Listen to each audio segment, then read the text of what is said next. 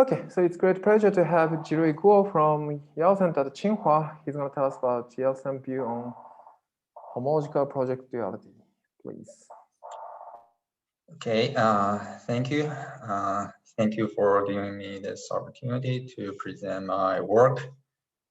This is work in collaboration with my colleagues, Zhuo Chen and Mauricio Romo.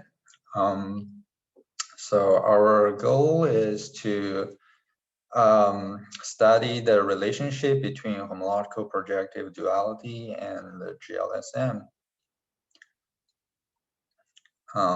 Okay, so here's the outline of my talk.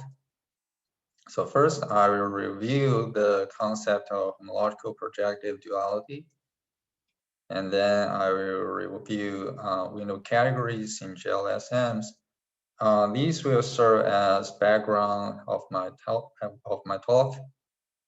And then I will introduce the GLSM construction for HPD and together with some examples and how this can be, how this construction can be reshaped to accommodate mutually orthogonal linear sections. And then I will talk about how to generalize this story to non-abelian theories by looking at this Plucker embedding, and I will end with conclusions and outlook. Okay, first, let me start with review of the homological projective duality. So this is a concept proposed by Alexander Kuznetsov. And this is a generalization of the classical projective duality, which uses the language of derived categories. So suppose that X is a smooth projective duality with an embedding in this projective space P of V. And with respect to the pullback of O1, we have a Lifshitz decomposition, which is semi-orthogonal decomposition.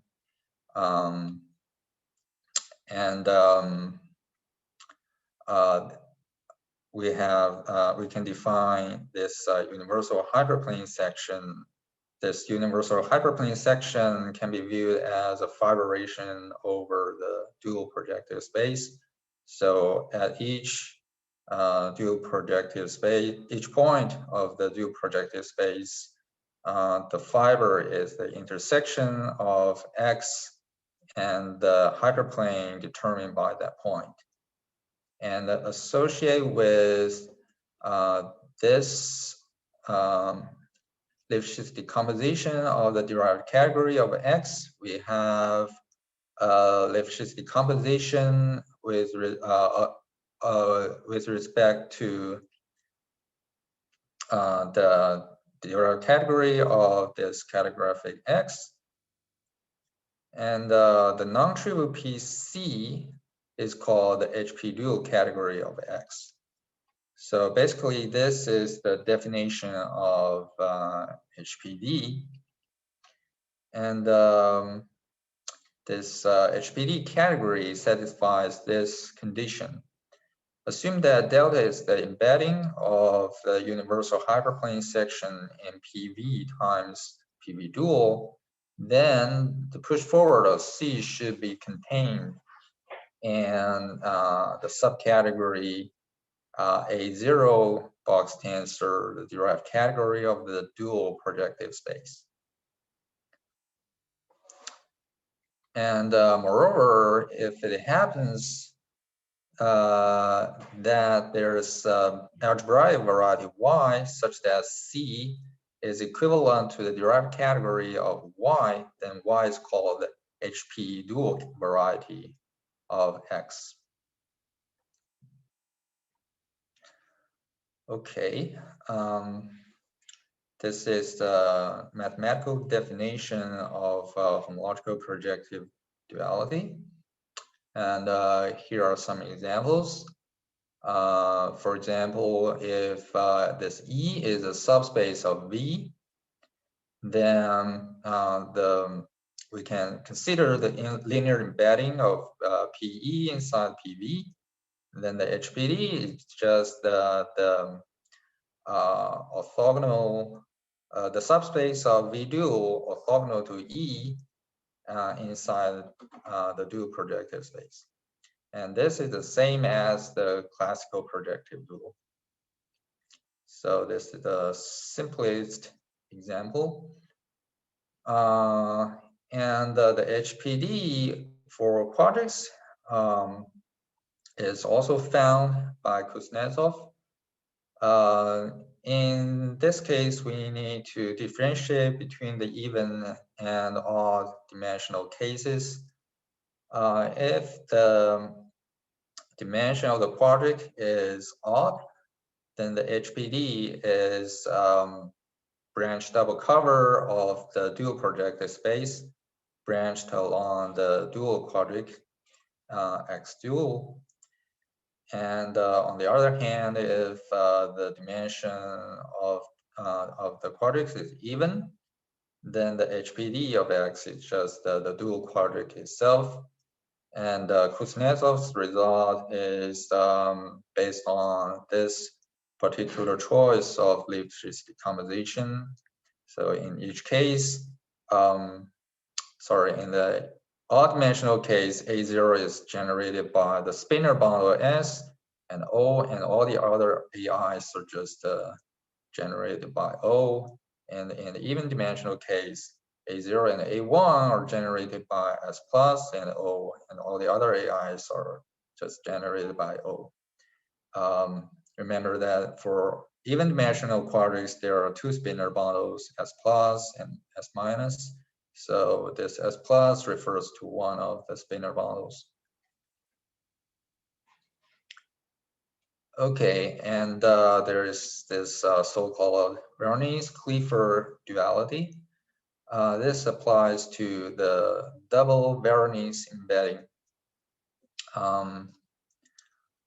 So the Lipschitz decomposition is given by this. Basically, because this is a degree 2 embedding, so each AI consists of 2 generators, except the last one, which may contain 1 generator or 2 generators, depending on the dimension. And it has been shown that the HPD category of X with respect to the double Veronese embedding is this non-commutative resolution of branch double cover of the dual ambient projective space. So this the derived category of this non-commutative space consists of coherent sheaves and modules over the even part of the universal Clefor algebra, denoted by CL0 here.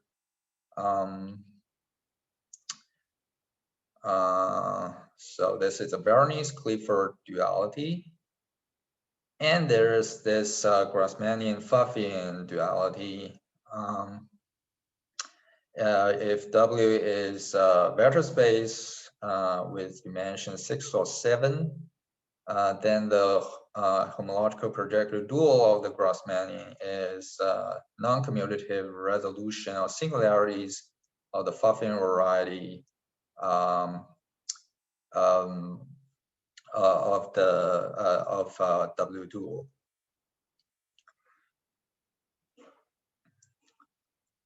Okay, these are all math results.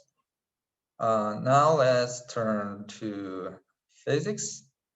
So I will review some basic facts about window categories because we want to identify certain the Higgs branch of certain phases of our GLSM with the HPD category.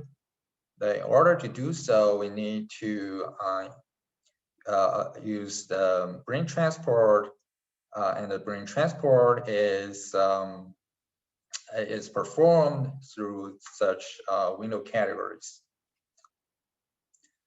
Okay, as you know that a GLSM is specified by the gauge group, the chiral matter fields, and the superpotential, the Fi theta parameters, and the R symmetry. And for GLSM, we can consider boundary conditions for the open string states.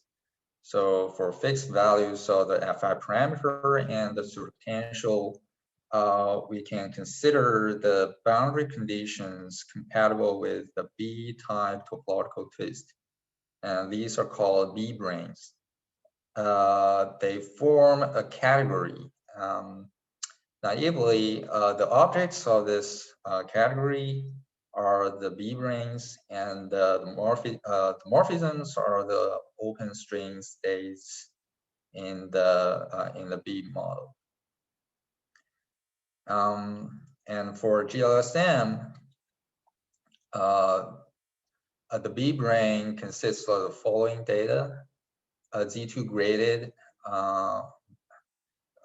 same redo module denoted by M here, which carries a representation of the gauge group and the U1V, the vector R symmetry.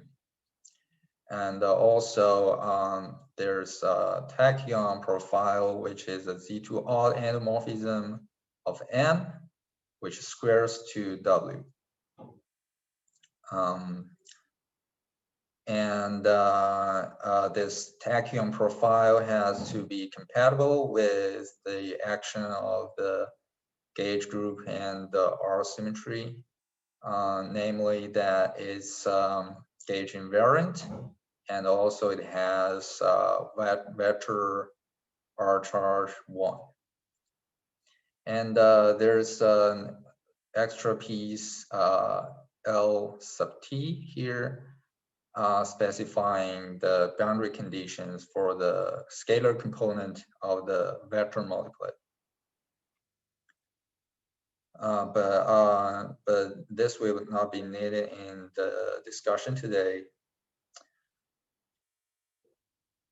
Okay, and the Fi parameter space is divided into phases, distinguished by different low energy behavior.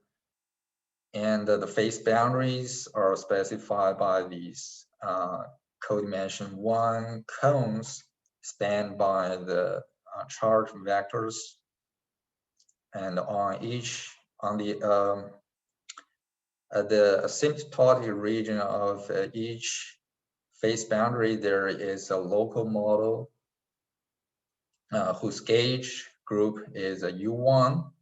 This U1 is the U1 subgroup perpendicular to the phase boundary. And there might be some residue discrete subgroup, which is denoted by gamma here. And this U is a generator of this U1 of the local model. And the matter content consists of the chiral fields uncharged under this U1. Now we're ready to define the window categories. Suppose that zeta and zeta prime are the Fi parameters on the opposite sides of a phase boundary. We can define these window categories as subcategories of the category B-branes of the GLSM indexed by some integer L. They're defined as objects of B-branes such that the weights Q under this U1 of the local model are constrained by these inequalities. So here, this Q of U is the charge under the U1 of the local model, and theta of u is the theta angle of the U1 gauge group of the local model.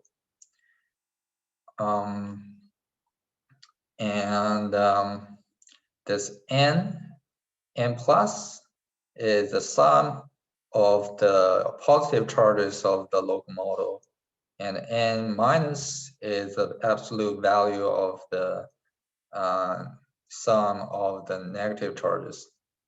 And the L is determined by the theta angle. So if the theta angle is shifted by an integer multiple of 2 pi, L is shifted by some integer. But nevertheless, all these the categories indexed by different integers are all equivalent to each other.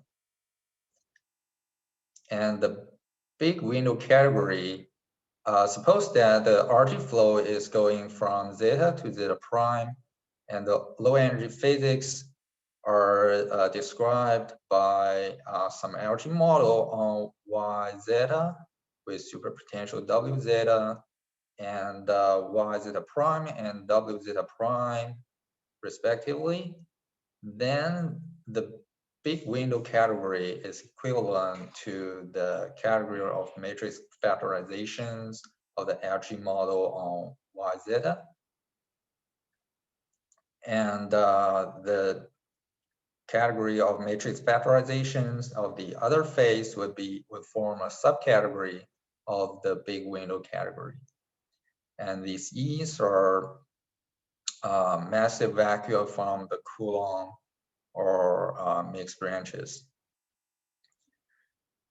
Moreover, this small window category W minus is equivalent to the subcategory, which is the category of matrix factorizations of the Higgs branch of the phase with Fi parameter zeta prime. Okay, with this background, we can now talk about our construction for the construction of the GLSM for HPD. So let me first outline the idea.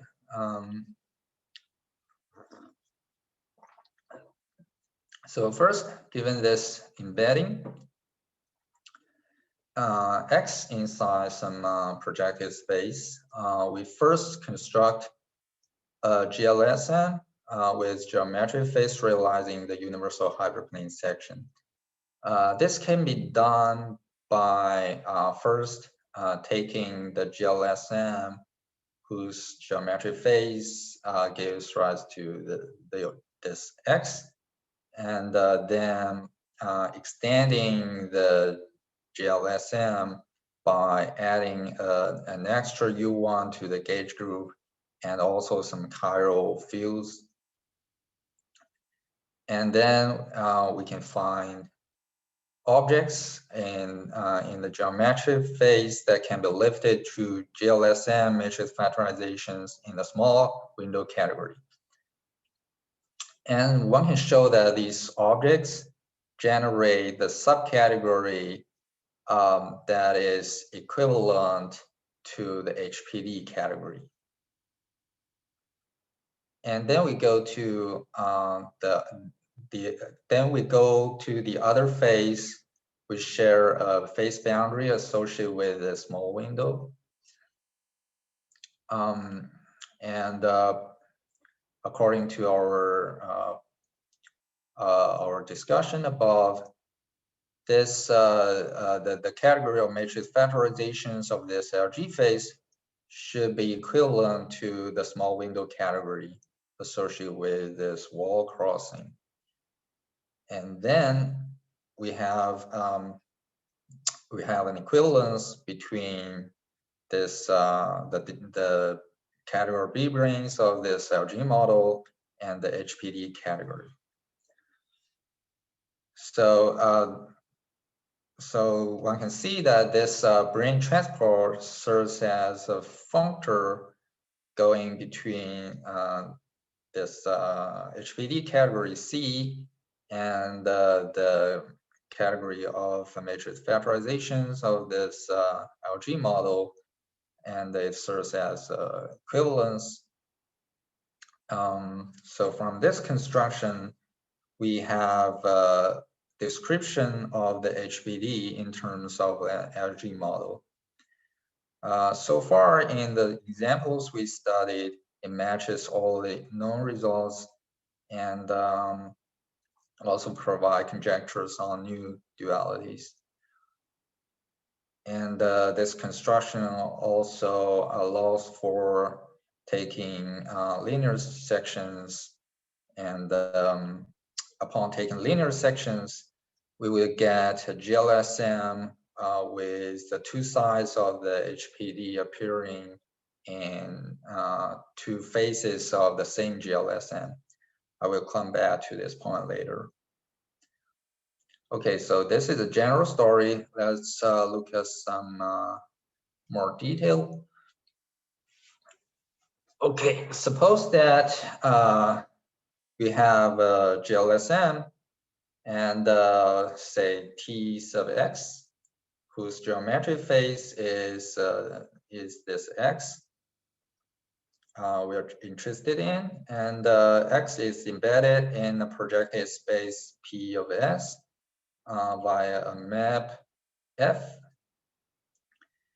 Then we extend this GLSM and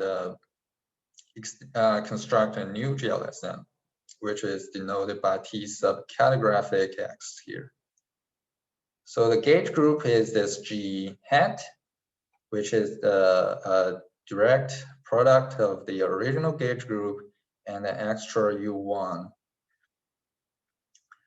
Okay, and then we add some new chiral fields, say P, S0, S1, and so on. And they have charges, so P has charge minus Q minus 1 under G hat. So this Q is determined by the degree of the embedding. For example, for degree D Veronese embedding, this Q would be B. And the S fields will have charge 0, 1 under G hat. And we add a term, an extra term to the superpotential. This W is the superpotential of the original GLSM T sub X. And from X, P, and S, we can construct a term like this and add it to the superpotential. Okay, by solving the D term and F term constraints, we see that the Higgs branch of the geometric phase is given by the nonlinear SEM model on the universal hyperplane section calligraphic X. Okay, and then if we go to the other phase, we will get some LG model, say on Y hat with a superpotential W hat. And in that phase, other than the Higgs branch, there might be some Coulomb branch or mixed branches. And according to our general discussion, this the small window category associated with the wall crossing between these phases will be equivalent to the HPD category C.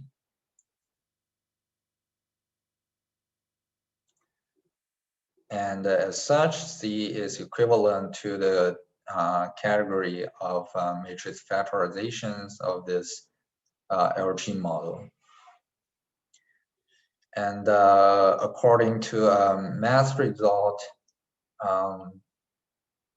it can be shown that the Lipschitz composition associated with this HPD is given by this. So once we know A0 and L, we know the Lifshitz decomposition, and L is just the pullback of O1, and the A0 is generated by these objects. So this first piece here, this D of X comma W is the category of B branes of the original GLSM. And the other objects, the number of the other objects would be determined by the degree of the embedding and also the semi-orthogonal decomposition of X. Jirui, Yeah. there's one question by Emmanuel. How do you describe the Lefschetz decomposition in terms of GLSM or in terms of quantity in the GLSM? That's the question. How do you describe the Lefschetz decomposition in terms of quantities in the GLSM? Okay. So for Lifshitz decomposition, will give you a partition of the derived category, and these objects can be lifted to GLSM matrix factorizations.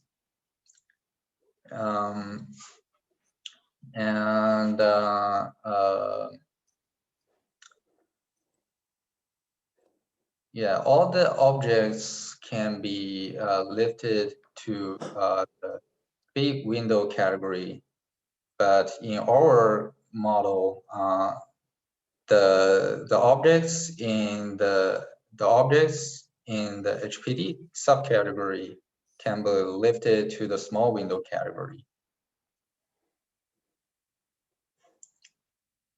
Yeah, and the Lifshitz decomposition,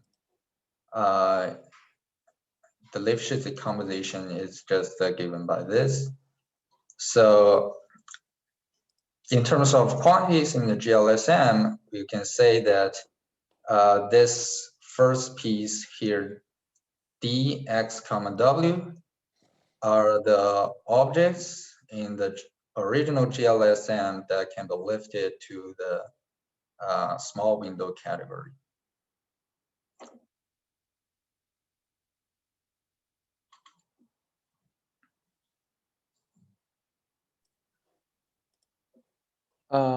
Is Emmanuel okay? I mean, you can unmute yourself if you want.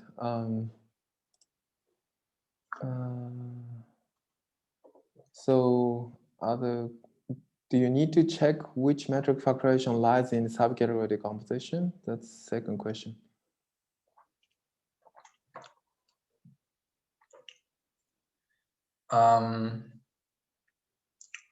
You need to check which metric factorization and which subcategory of the decomposition.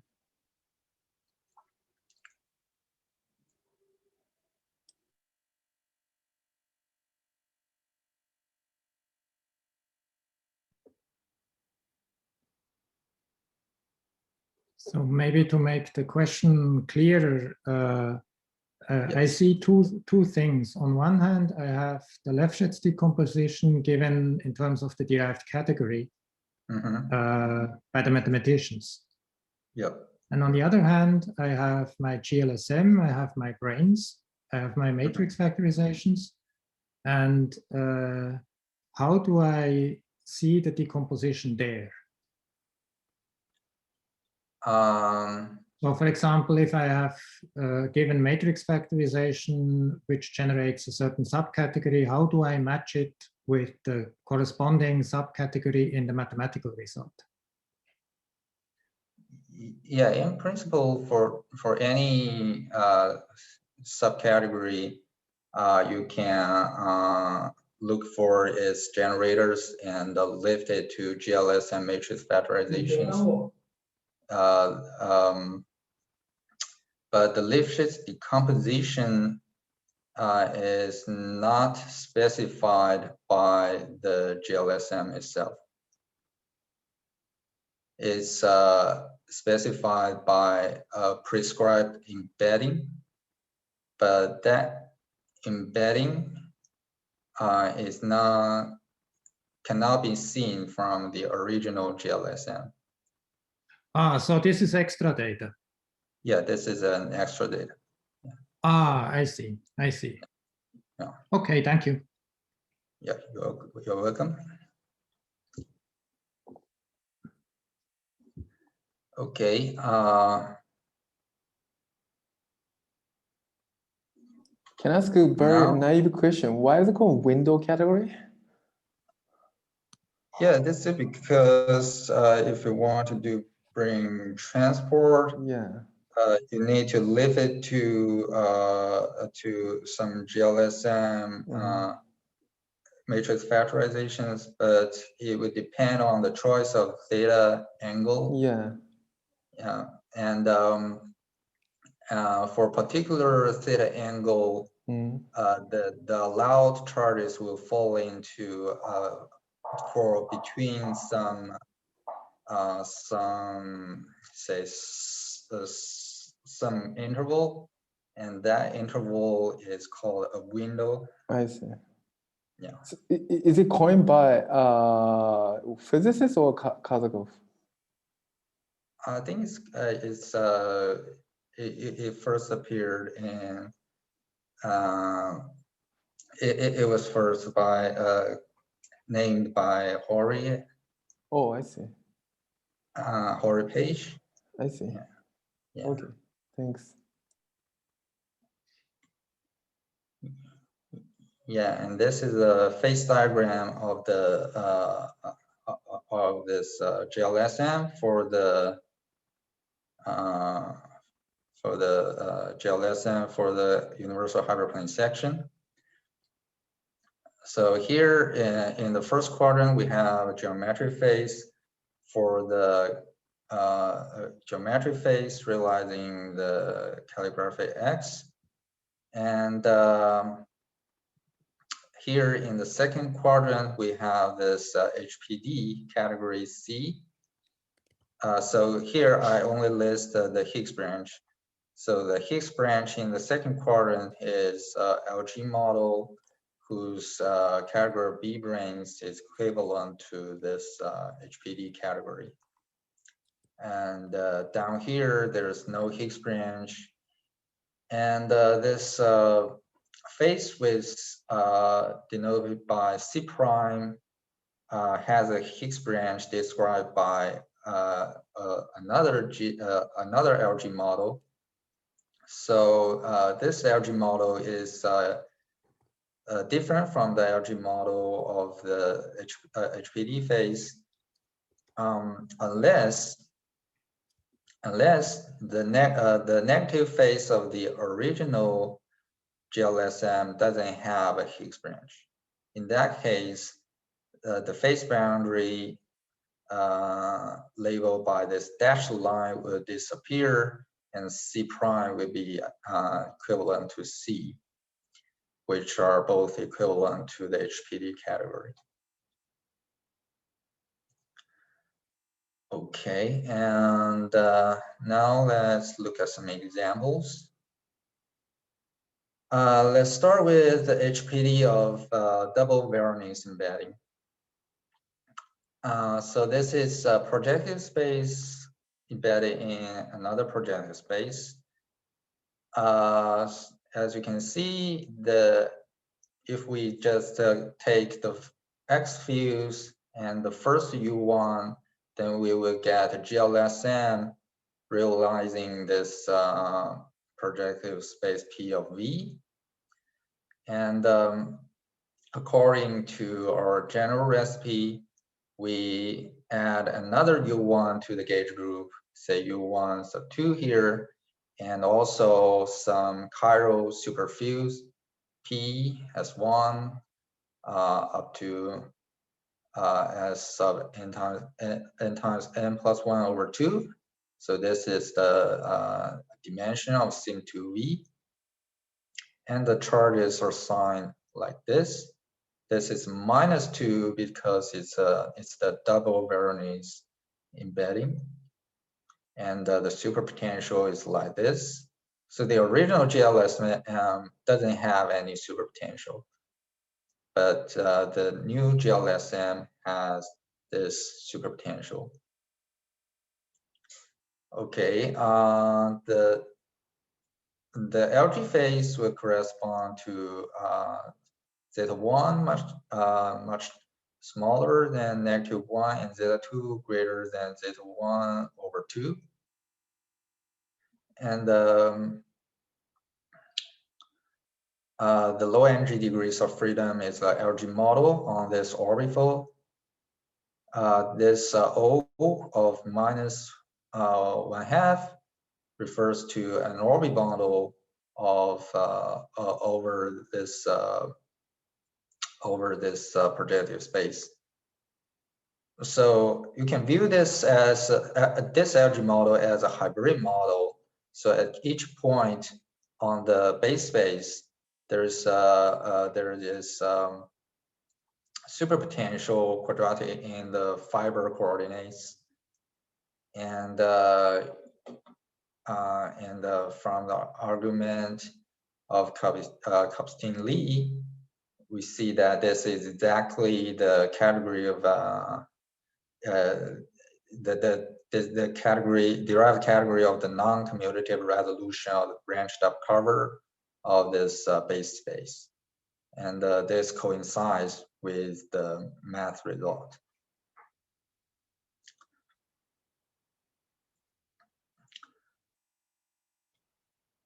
And this is a GLSM for the degree D Veronese embedding. We need to change the charge of P under the first U1 from -2 to -D, and we need more S fields. And from the same analysis, we have the prediction that the HPD is given by the LG model on this orbifold with this superpotential. So in the double Veronese embedding case, we have a physical derivation which leads to the result that HPD is given by this non-commutative space. And this is a result that has been proved by mathematicians. So this serves as a consistency check. And in the general case, in the degree D Veronese embedding case, there's no math result of the HPD, so this is a conjecture. And this is the phase diagram of this model for the degree D Veronese embedding. This LG phase 1 and the LG phase 2 have the same Higgs branch, which is the LG model describing the HPD. The difference between LG phase 1 and LG phase 2 is that in LG phase 1 there are mixed branches, and in LG phase 2 these mixed branches split into Coulomb vacua. And this is, and then we can do the same thing for quadrics. This is the original GLSM for quadric defined by G of X equals 0 in Pn. And the negative phase of this GLSM is this LG model, this orbifold. And one can show that the small window category is equivalent to the subcategory of the derived category of the quadric generated by the spinor models. And as such, the Lifshitz decomposition associated with the HPD derived from our construction will be like this. So A0 is generated by the spinor models and the O of -1 and all the other AIs are generated by O of -1. Okay, following this same procedure, we add another U1 and another P field. So here I call the original P field P1 and the new P field P2. And then we need some other Y fields which serve as homogeneous coordinates of the dual projective space. And we have this superpotential W hat. The first term comes from the superpotential of the original theory, and the second term is what we need to add to in our the superpotential in our new GLSM. Okay, again, the geometric phase gives rise to the universal hyperplane section. And the HPD phase, the phase deep in the second quadrant is given by the algae model on this orbifold with this superpotential. This Q is the quadratic form associated with the quadric. Okay, so because Q is invertible, it gives mass to the X fields. So if we integrate out the X fields, we will get an effective superpotential like this. So we see that this will look like a branched double cover of the dual projective space branched over the dual quadric. So the dual quadric is defined by this equation with the quadratic form given by Q inverse in the dual projective space. But since there's this Z2 action, we need to determine how this Z2 action performs in the IR physics. So we find that if n is even, which means that the dimension of the quadrics is odd, then the Z2 action is trivial. So the IR physics is described by the branched out cover of Pn dual branched over the dual quadric. If the dimension of the quadric is even, then the Z2 action interchanges the two sheets of the double cover. And this statement can be checked by computing the weighting indices of the LG model and comparing it to the Euler characteristic. The Euler characteristic of the geometries.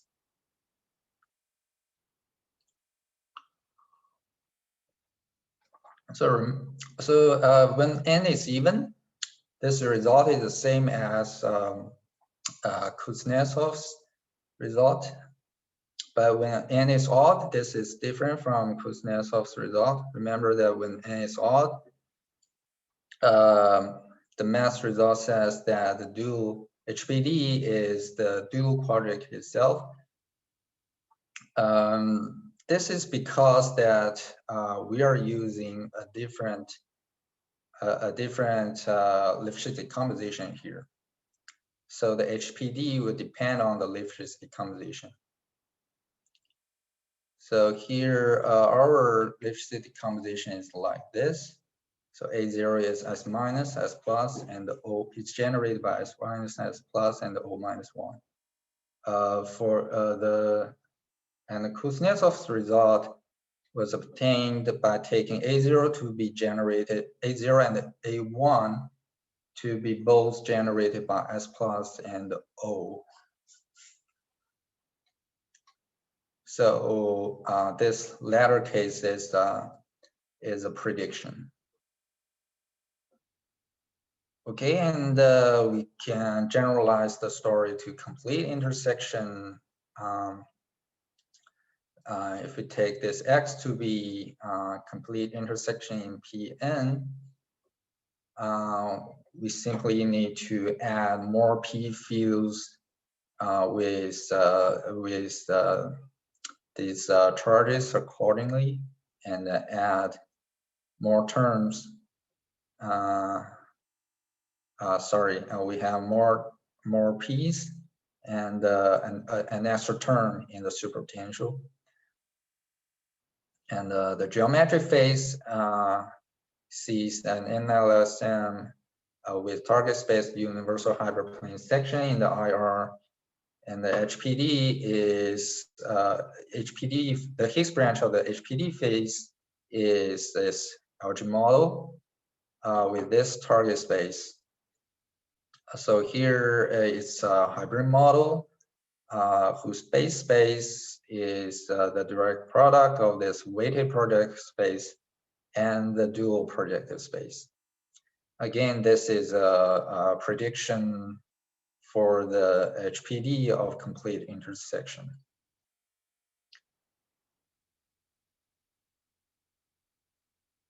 And this is a phase diagram.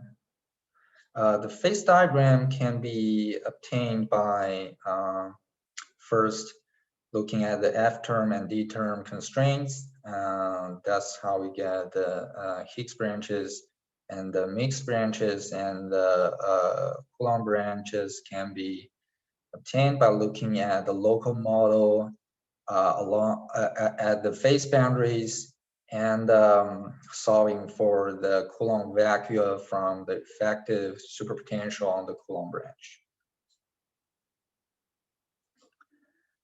Here, LG phase 1 and LG phase 2 share the same Higgs branch, which is the LG model, whose category of B branes would be equivalent to the HPD category. Okay, and we can take mutually orthogonal linear sections. This refers to taking a linear subspace of the dual vector space. And given this subspace, we can take a complete intersection of inside X, and accordingly, we have a complete intersection of the HPD. If this is they have the right dimension, namely that they are indeed complete intersections, then the derived categories of XL and YL will have these Lifshitz decompositions in which they share this same non-trivial piece denoted by CL here. So how do we implement this in our GLSM construction? Well, we can construct the homogeneous coordinates of PV dual by restricting it to PL. So remember that we need to add a P field. We keep that. And we need to add some S fields, or we call it Y fields in sometimes. And those serve as homogeneous coordinates of PV dual. But if we want to consider the linear subspace, we just delete some of those homogeneous coordinates and keep the coordinates along this subspace L. And in this case, remember that I have a phase diagram here. If we take linear section and delete enough of those fields, then a Higgs branch would appear in this lower right corner, and the Higgs branch would the IR physics of the Higgs branch would see this XL as the target space, and this is C on the left upper left corner will be YL. As such, we have a single GLSM realizing XL and YL in different phases. And moreover, if the negative phase of the original GLSM doesn't have a Higgs branch, that's when the C prime is the same as C. In this case, this C prime is also equivalent to YL. In this case, we can go to the strong coupling limit of the second U1 while keeping the Fi while keeping its Fi parameter very negative. And then we have a simpler GLSM realizing XL and YL on two faces, on the positive and negative faces of that simpler GLSM. For example, let's again take this double Veronese embedding. If this W has dimension n+1, and we take m-dimensional subspace of Sim2 W dual, and then this XL, which is P of WL in this case, would be the intersection of these Qs specified by the subspace L. Because this embedding is of degree 2, this linear subspace will provide some quadratic polynomials in the homogeneous coordinates of the original projective space. Okay, so this is XL, and following the procedure I just described, we keep the S fields corresponding to the coordinates along the subspace L, and go to the strong coupling limit of the U1, the second U1, we will end up getting this U1 gauge theory with this superpotential down here. Okay, this is a simple enough GLSM. And it is easy to see that in the geometric phase, these S fields will serve as a Lagrange multiplier, and the GLSM, the NLSM will have target space XL, and if the Fi parameter is negative, then the Higgs branch would be a LG model on this orbifold, and we can see that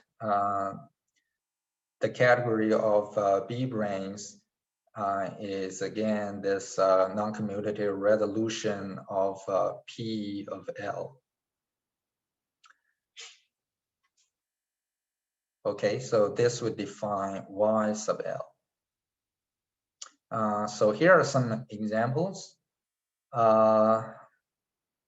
So these examples would be among the first set of examples where people realize that different phases of a GLSM can be related by HPD instead of flops. For example, if we take, so this is a trivial, the first one is a trivial example.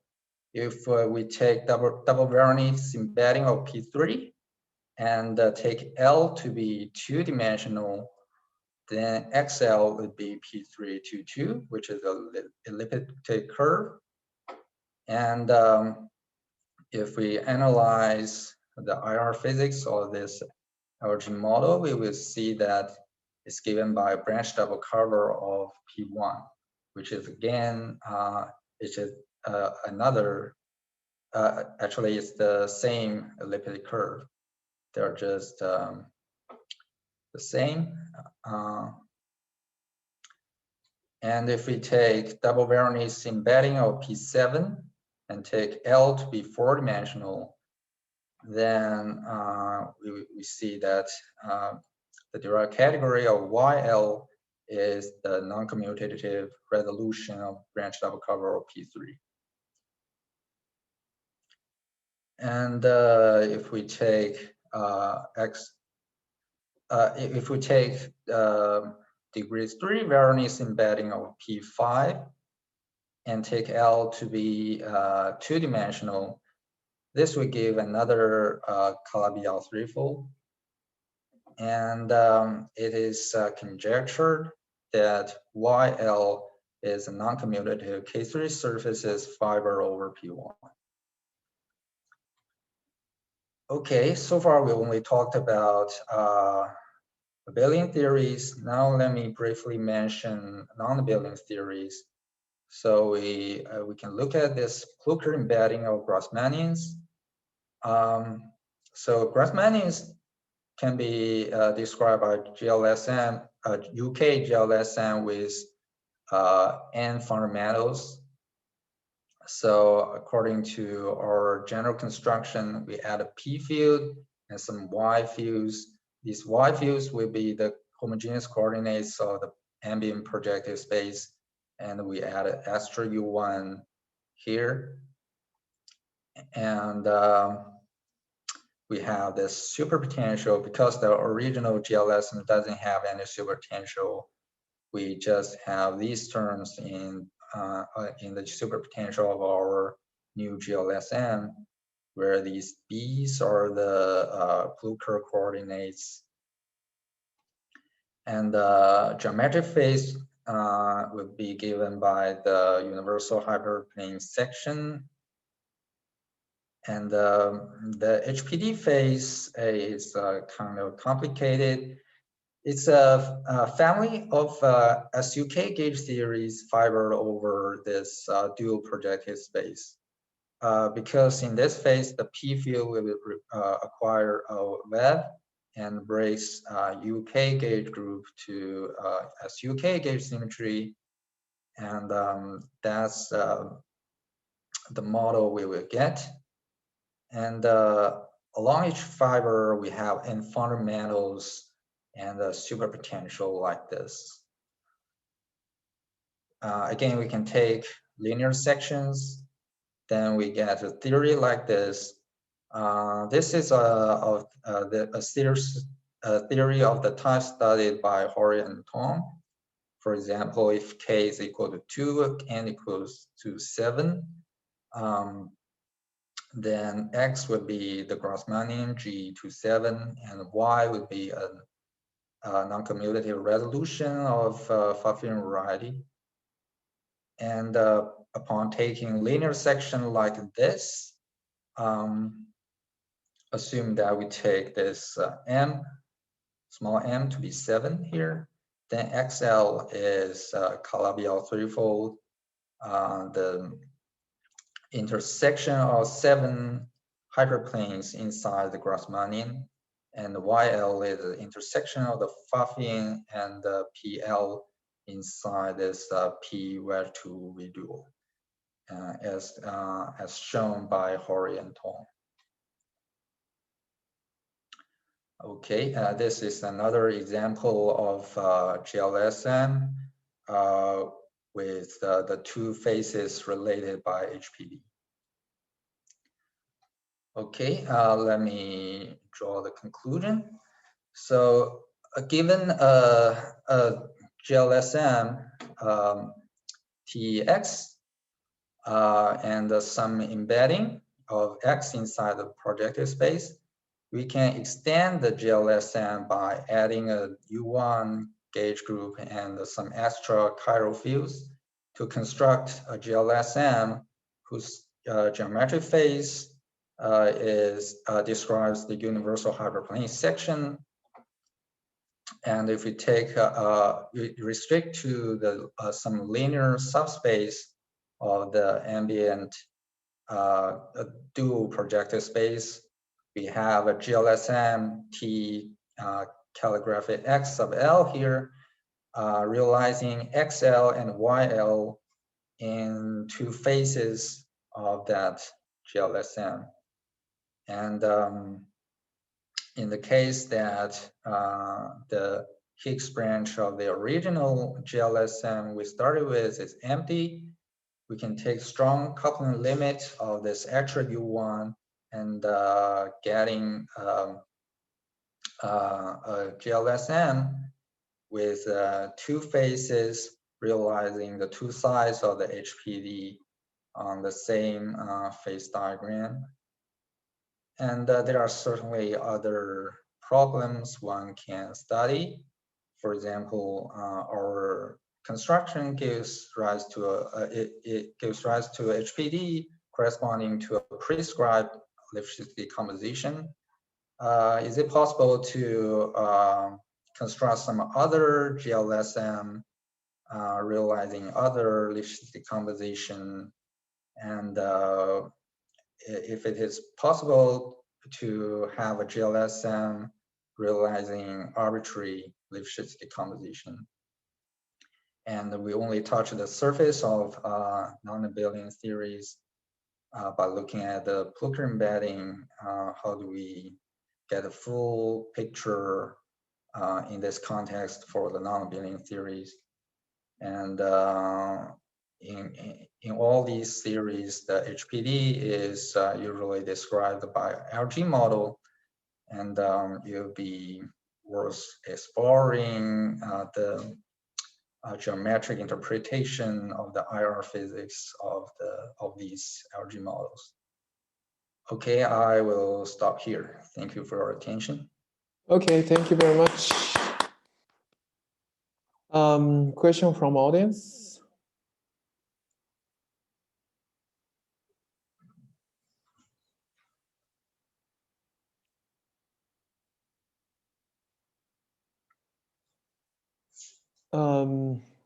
Is there some new prediction from physics instead of like checking the Kuznakov's claim? Some new prediction or new result? Yes, because HPD, the number of HPDs you can prove rigorously is very limited. Okay. And this construction would give many more examples. Yeah, and so far we can provide many predictions on new HPDs. I see. Yeah, like in the case of degree D Veronese embedding and general complete intersections. And yeah, one can also consider other embeddings, such as embeddings of weighted projective space inside projective spaces, and so on. I see. Yeah.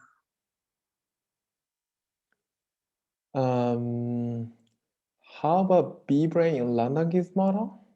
Is there any similar like Lefschetz decomposition? So I mean, it's of course Lefschetz decomposition is a pretty geometric one, but is there any like a semi-orthogonal decomposition of the B-brane in Landau's model and so on? Yeah, I think so. In I think all you need to give rise to a Lifshitz decomposition, you need two ingredients, the twisting bundle and the A0.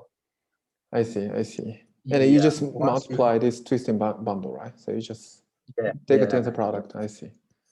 So in principle, one can consider similar thing for in Landau's model even. Right. I see. But here you just go to geometric phase, right? To see this HPD. No, the geometric phase would be this universal hyperplane section. Yeah. Yeah, but the HPD is in the other phase. Oh, okay. So on this phase diagram, so the geometric phase sits in this first quadrant here. And HPD will be given by the Oh, I Higgs see. branch I of see. this second quadrant. Oh, I see. Yeah. Mm-hmm. Any other questions from audience?